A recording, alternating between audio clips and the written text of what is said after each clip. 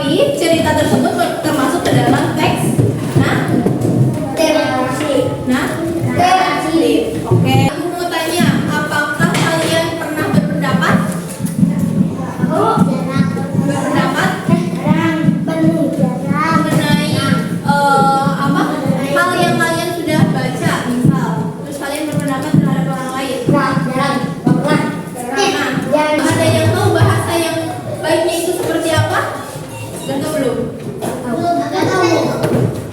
Cara berpendapat yang baik seperti apa? Ada yang sudah tahu belum? Kita akan belajar lebih dalam mengenai hal tersebut.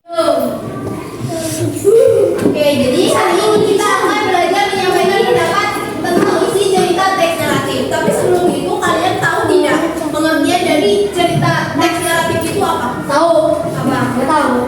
Jadi tahu.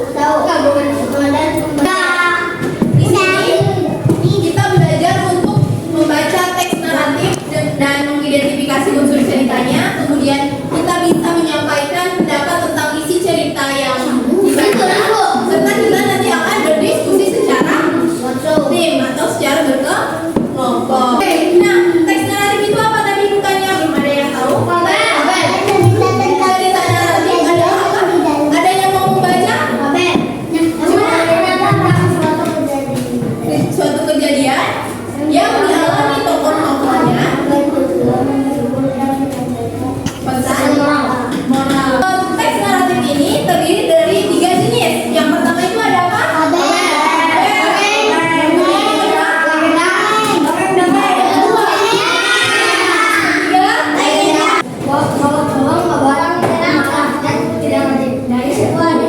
Berpendapat yang baik supaya tidak menyakiti orang atau menyinggung perasaan orang lain. Cara menyampaikan pendapat yang santun itu seperti apa? Mulainya dengan yang sopan.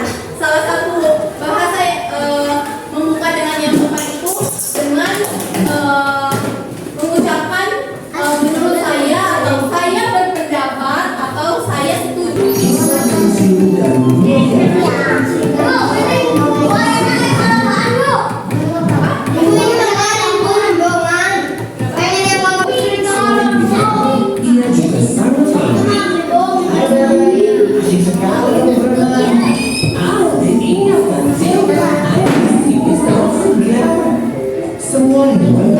Kejadian ini di mana kira-kira?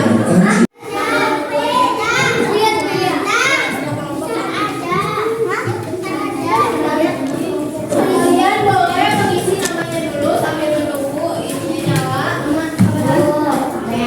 Ibu akan membagi kartu peran di mana masing-masing dari kalian itu memiliki peran penting. Bagikan dari cerita tersebut, ibu minta kalian untuk berdiskusi, menjawab soal yang sudah ibu bagikan, dan kalian harus bertanggung jawab berdasarkan peran dari masing-masing. Oke, kelompok 4 mendapatkan 100 poin. Acungkan bebannya, jangan melanjutkan lagi. Kita hitung skor dari setiap kelompok. Menyusul poin kelompok 3 itu bisa dengan cara menjawab.